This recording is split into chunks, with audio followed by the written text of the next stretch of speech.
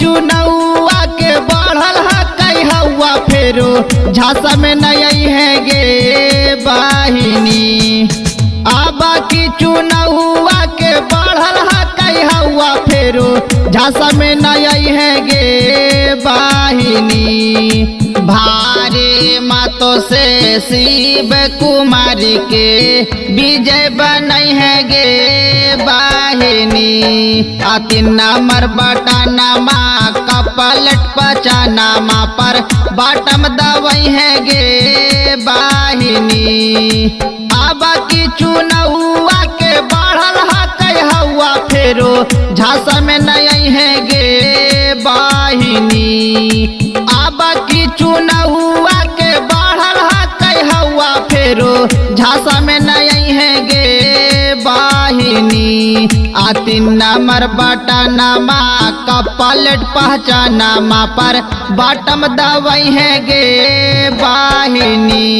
कल्याणपुर पंचायत से क्षेत्र संख्या 2 से समिति बनई है गे बहिनी। दोस्तों बनाए गए समिति इन्हीं को ये जनता का पुकार है। दोस्तों बनाए गए समिति इन्हीं को ये जनता का पुकार है। विनोद भैया का कल्याणपुर पंचायत में जय जयकार है। 2 साल बीतलई 3 साल बीतलई 5 साल बीतलई गे बहिनी। 5 साल बीतलई गे बहिनी। ए चाची 2 साल बीतलई 3 साल बीतलई 5 साल बीतलई गे बहिनी। कल्याणपुर पंचायत से क्षेत्र संख्या 2 से समिति बनई है गे बहिनी। आ 3 नंबर बटनमा कपलट पहचानामा पर बाटम दवई है गे बहिनी। आ विनोदा चौधरी के भारी मातो से समिति बनई है गे बहिनी। जो मुखी विकास होगा यही मेरा इरादा है। जो मुखी विकास होगा यही मेरा इरादा है। सबका सपना पूरा होगा यही मेरा वादा है। गली गली घूमथिन हाथवा जोड़थिन पारा नमवा करथिन गे बहिनी। गली गली घूमथिन हाथवा जोड़थिन पारा नमवा करथिन गे बहिनी।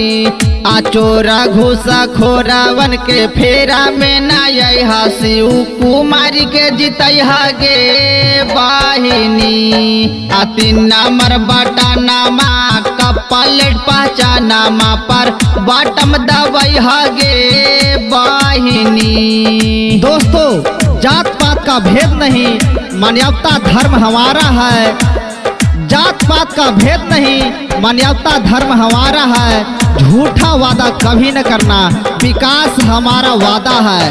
कोई नहीं कैले जैसन करे के दिखाई है विसा वसवा करी है गे बहिनी। वसवा करी गे बहिनी। ए चाची कोई नहीं कैले जैसन करे के दिखाई है विसा वसवा करी है गे बहिनी।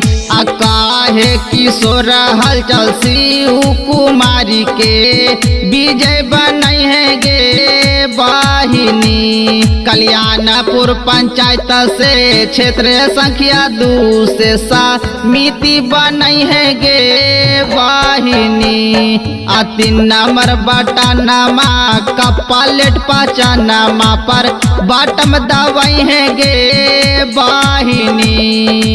आबा की चुनौआ के बढ़ल है कई हवा फेरो झांसा में नहीं है गे बहिनी। आबा की चुनौआ के बढ़ल है कई हवा रउआ फेरो झांसा में नहीं है गे बहिनी। आभारी मातो से शिव कुमारी के विजय बनई है गे बहिनी। आ 3 नंबर बटनमा का पलेट पहचानमा पर बटम दबाई है गे बहिनी। अरे जिताई देहु ना।